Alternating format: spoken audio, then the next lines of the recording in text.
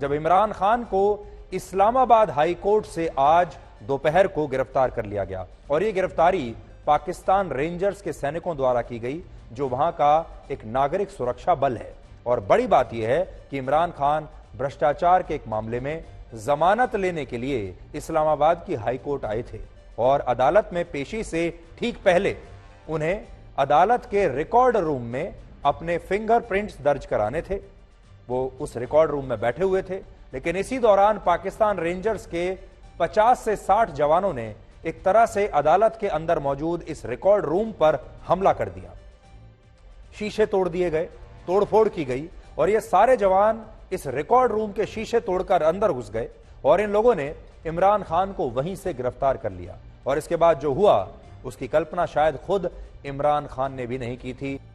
तो इमरान खान पाकिस्तान के सुपरस्टार हैं, इतने बड़े क्रिकेट खिलाड़ी रह चुके हैं, पाकिस्तान की टीम के कप्तान रह चुके हैं और जब वो क्रिकेट खेला करते थे तब लोग उन्हें एक फाइटर मानते थे और वो मैदान पर एक फाइटर की तरह ही हर मैच में लड़ते थे, हर मैच में जीत हासिल करने की पूरी कोशिश करते थे। जब वो नेता बने तब भी उनका ये स्टारडम कायम रहा, तब भी लोग उन्हें सुपरस्टार की तरह ही मानते थे। और आज भी अगर आप देखेंगे तो उनका ये जो लड़ने का जज्बा है ये वैसा ही है जैसा उनके क्रिकेट के दिनों में हुआ करता था। वो दो रणनीतियां अपना रहे हैं, सोशल मीडिया का पूरा प्रयोग कर रहे हैं। आपने देखा होगा लगातार इमोशनल वीडियोस डालते रहते हैं सोशल मीडिया पर, जैसे अभी आपने देखा। जब आप सोशल मीडिया पर उन्हें देखेंगे तो आपको ऐसा लगेगा जैसे कोई हीरो, कोई अभिनेता इमोशनल होकर अपना कोई डायलॉग बोल रहा है और वो लोगों को रुला देगा। और दूसरी जो लड़ाई वो लड़ रहे हैं वो जमीन पर लड़ रहे हैं, क्योंकि उनके पास एक बहुत बड़ी फौज है अपने कार्यकर्ताओं की। इसलिए वो अपने फोन का भी प्रयोग कर रहे हैं, सोशल मीडिया का प्रयोग कर रहे हैं और जमीन पर अपने कार्यकर्ताओं की भी उन्होंने एक अच्छी टीम तैयार करके रखी है, वैसी ही जैसे उन्होंने पाकिस्तान की क्रिकेट टीम एक जमाने में तैयार की थी। इमरान खान की गिरफ्तारी के बाद अब पाकिस्तान इस समय जब मैं आपसे बात कर रहा हूं तो हिंसा की आग में जल रहा है। और खतरनाक सबसे जो बात है वो ये कि यह हिंसा पाकिस्तान की सेना और वहां की खुफिया एजेंसी ISI के खिलाफ हो रही है। सोचिए, एक देश के लोग अपनी ही सेना के खिलाफ हो गए हैं। आज पाकिस्तान के इतिहास में ऐसा पहली बार हुआ है जब रावलपिंडी में पाकिस्तान की सेना के जनरल हेडक्वार्टर पर, यानी वहां के सेना के मुख्यालय पर लोगों ने हमला कर दिया। और इस दौरान प्रदर्शनकारियों ने वहां काफी तोड़फोड़ की, हिंसा की और वहां मौजूद जवानों पर उन्होंने पत्थरबाजी भी की। ये जो तस्वीर आप देख रहे हैं ये वहीं की तस्वीर है। तो ये पाकिस्तान की इस समय की हालत है। ब्रिटेन ने अपने नागरिकों को सावधान होने के लिए कह दिया है और अब धीरे धीरे जो बाकी के जो पश्चिमी देश हैं, जो बड़े बड़े देश हैं, वो भी धीरे धीरे अपने नागरिकों को एडवाइजरी जारी करना शुरू कर देंगे कि पाकिस्तान में हालात इस समय गृह युद्ध जैसे बन रहे हैं और इसकी वजह से वहां अलग अलग प्रांतों और शहरों में सेक्शन 144 यानी धारा 144 लगा दी गई है। अब आप हैरान होंगे कि क्या पाकिस्तान में भी धारा 144 ही होती है?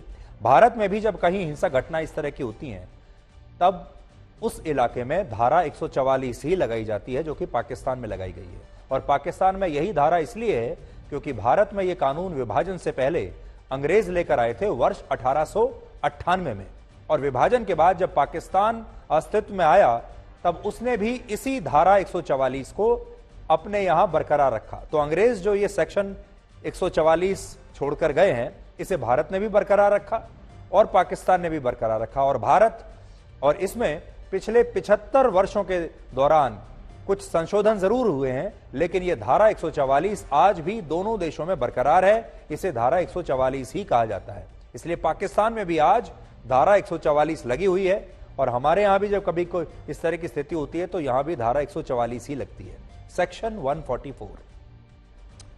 अब आपको यह बताते हैं कि इमरान खान को भ्रष्टाचार के किस मामले में गिरफ्तार किया गया है। तो यह पूरा मामला उनके एक ट्रस्ट से जुड़ा हुआ है जिसे अल कादिर ट्रस्ट कहते हैं और इसके दो ट्रस्टी हैं, एक खुद इमरान खान और दूसरी उनकी पत्नी बुशरा बीबी। आरोप है कि इमरान खान और उनकी पत्नी ने 1438 करोड़ रुपए की ब्लैक मनी को व्हाइट करने के लिए अपने इस ट्रस्ट का इस्तेमाल किया।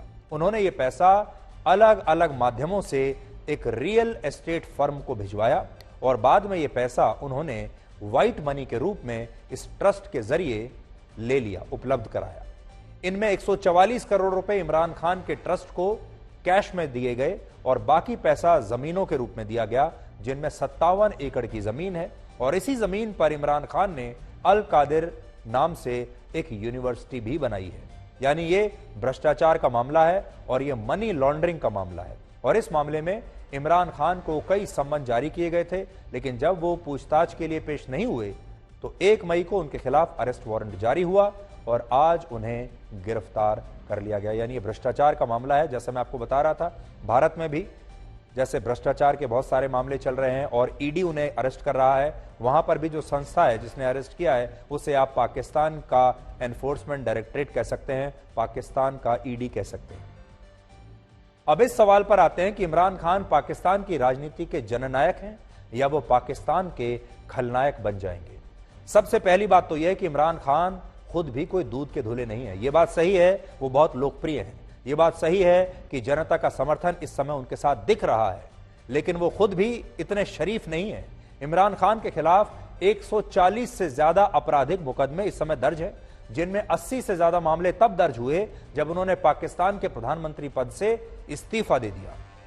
आप जानते हैं, पाकिस्तान हुआ, बांग्लादेश हुआ, ये जो देश हैं, यहां पर खूनी राजनीति चलती है। जब तक आप शासन में है, सत्ता में है, तब तक आप जो चाहे कर सकते हैं। लेकिन जैसे ही नेता सत्ता से बाहर होते हैं, जो सत्ता में आने वाली उनकी विरोधी पार्टी होती है, वो इसी तरह से कानून का उपयोग करती है, प्रयोग करती है, दुरुपयोग करती है।